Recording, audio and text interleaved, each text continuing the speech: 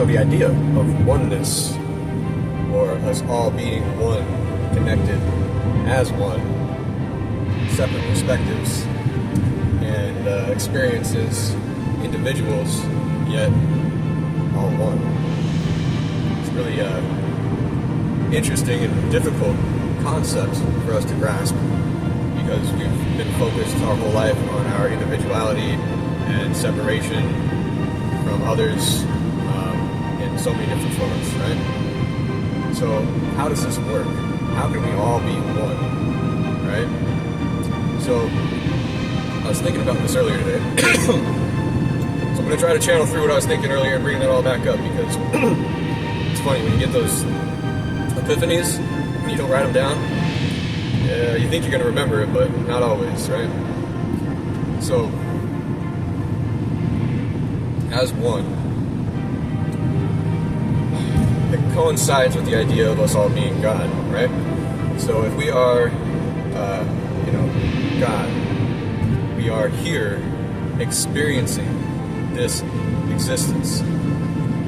We are God in every aspect. Eyes, feeling, emotions, thoughts. So what we're experiencing, God is experiencing, right? God is not just a person, right? That's probably one of the worst misconceptions out there, is that God is a person. We are the expression and manifestation of God's existence. So, in a way, we say God is a person, but really God is many people and everything at the same time, because everything that we comprehend and experience is also being experienced from our consciousness. And our consciousness creates everything that's in existence. So everything is everything, as within, so without, as above, so below, all that. That's kind of trying to help grasp this truth. So what we're experiencing, individually, we are also experiencing collectively. We're just experiencing it in a different point of view, from our personal point of view. So if I do something, I will experience what I do separately from how you will experience it, but we will both experience it. And the way everything is interconnected, we can get down to little tiny, minute things every second of our life. If I decide to slow down by a couple miles per hour right now, the person behind me might, then they'd have to slow down a couple miles per hour. And then that might create a chain reaction to where they're late, or something happens between the time that they got there, or it might end up doing something, and this is what I always will, that whatever I'm doing is creating beauty and love and greatness and goodness and joy and peace for everyone around me, or everybody that's impacted by it. So that every move I make, every word I speak, everything that I experience somehow is beneficial not only to myself, but to everybody in some sense, if it's a chain reaction from it. So that is one way of me helping to give you another perspective on this oneness. We are one. We are God. Consciousness creates everything. It's all the same thing. You have to have it all together in order for it to start to resonate and kind of make sense for you. So, hope that helps. There's other stuff I want to talk about too. Maybe I'll make a different video. Maybe I'll add some more about this subject. If you have any questions or would like more in-depth on certain aspects of this discussion or other subjects altogether, please let me know. I love answering questions.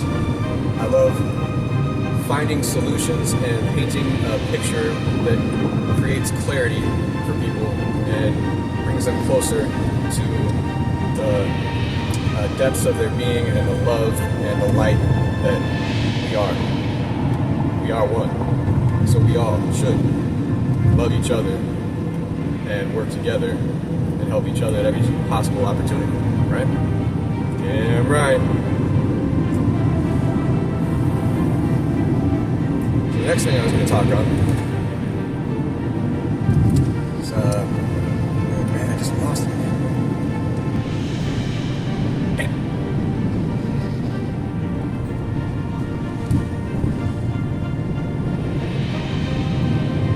Alright, it goes in. Okay, so I was just talking about we are one, how oneness works, consciousness, we are God and all that. So this ties into that. It's another piece of it, really. So another concept people struggle with is loving everybody. How can we love these people? Treat us this way, or did this, or did that, or whatever. So here's the thing. I created you into my reality. You created me into your reality, to your experience. So it's the same thing with everybody that we come into contact with or hear, and that's like we watch the news and horror movies and all these things that paint dark pictures in your mind. It's such clear brainwashing. Like it's because now these things that you are putting into your mind are part of your experience. And you created that story to absorb it into your experience. However, it's also being fed by others that are working on creating an experience that keeps us from finding out that our experience can be whatever we want it to be, and then we create the experiences and the people that we come into contact with. So, if you could say, well, how am I supposed to love this person that did these terrible things? Okay, well, did that person do those terrible things to you? No, they did it to other people that you love. They did it to humanity, okay? Did you witness this happening? Or were you told about it? Because there's a lot of things we're told about that aren't even true, just to paint a picture of lack and desperation and guilt and sadness, anger and all these things, because they're creating division to keep us from our oneness. So we can co-create all together. Imagine how powerful we would be, how powerful we are. We just have to accept it. And one of the ways that we have trouble accepting it is because of this, lack of love and realizing and accepting that we are those people. They are us. We are all experiencing each other from different perspectives. So, it also goes along with, another thing that we're taught, the belief that, that's not another ego. Man, everywhere I look. The belief that we were, born, fallen from grace, and have, all these things that we experience and feel and do are, something that we will be judged based on a set of rules created, to basically allow us into heaven or send us to hell. And I know how I can hear all the people that have that belief and hold it so deep, giving me all the reasons why that must be true, and it's just not. So the reason that we experience so much of this hate or disconnection from God is because of this teaching that we are separate from God and that we are sinful. And what is sin even, right? It's a word that has been created to place judgment onto us based on the way another organization decides to interpret writings, whether they be ancient or modern, whatever it is. If it's so that's what sin is, right? So we created that too. Can you believe it? We created this construct, baby. There's a reason for it. It's like designing your own experience. And there are things here that we can change, but we can change just about everything about our experience while we're here. But the first step is to discovering that we are one and we are God and we are, in control of our experience, and that how our consciousness works. to create everything that we experience and interpret everything we experience and judge everything that we experience. Right? We are our own judges. We are our own creators. We are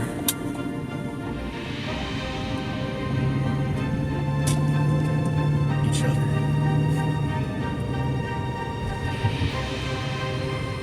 We are part of what you would call quantum entanglement of beings and experience, all experiencing our experiences separate and individually so that we can absorb all of this information and experience from many different perspectives. But we are all part of the same collective body of our existence, our souls. We have separate souls, of course. Our souls are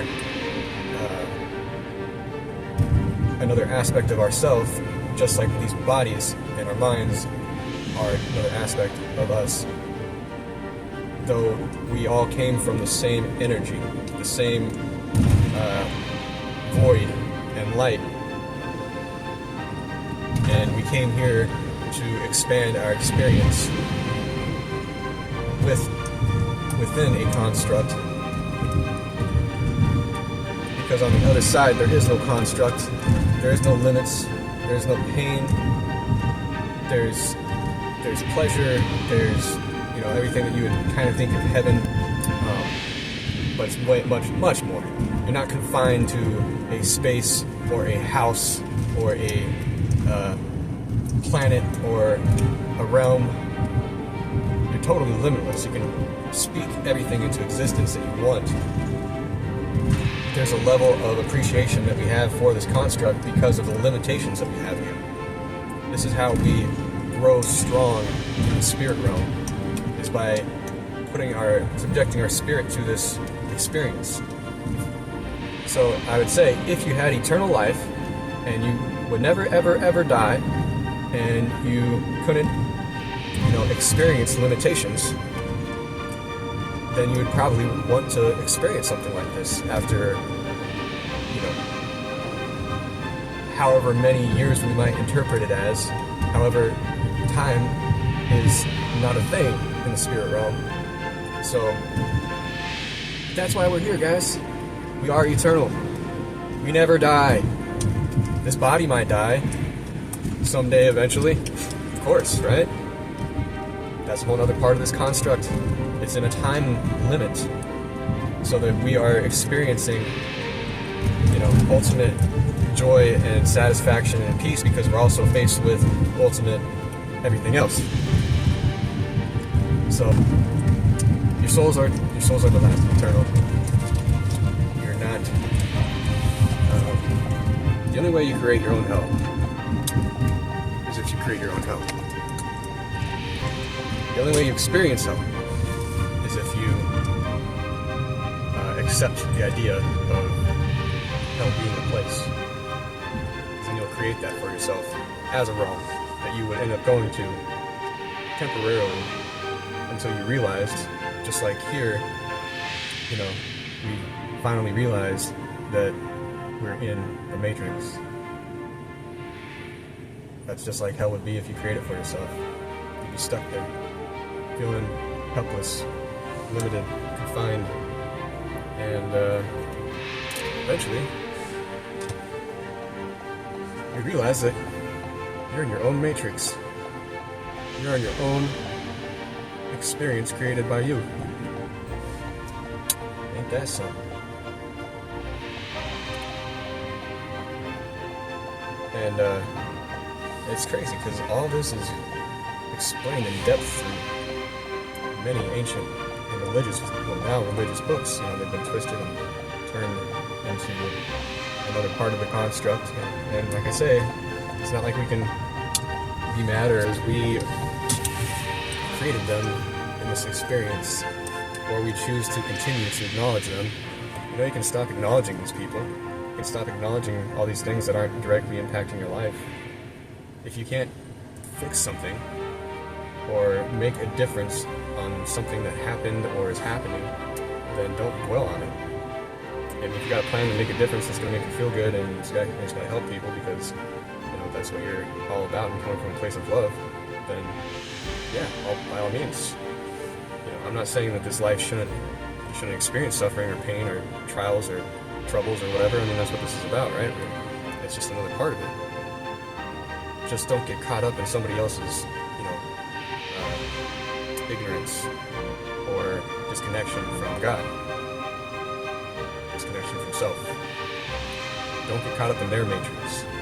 You already got your own to work through, and to enjoy, and to experience. Right?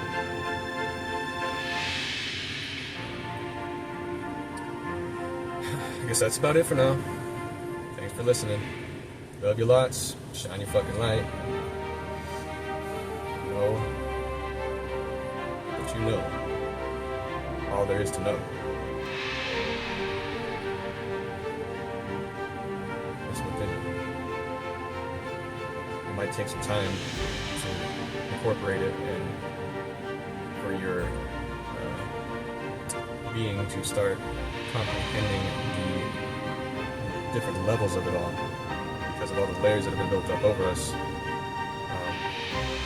But I feel that this is the time of this experience here on Earth that we all are starting to realize this and starting to wake up and comprehend things that we had within us all along. And it's time to shift this entire freaking world, our entire collective. Everything that we are experiencing now is not going to be the same next year, the year after that. Things are moving quickly. Once you catch on to it, you can't let it go. You don't want to let it go. Because now all of a sudden, not only are you aware of things in a beautiful way that brings so much peace and joy and gratitude and just no more anger.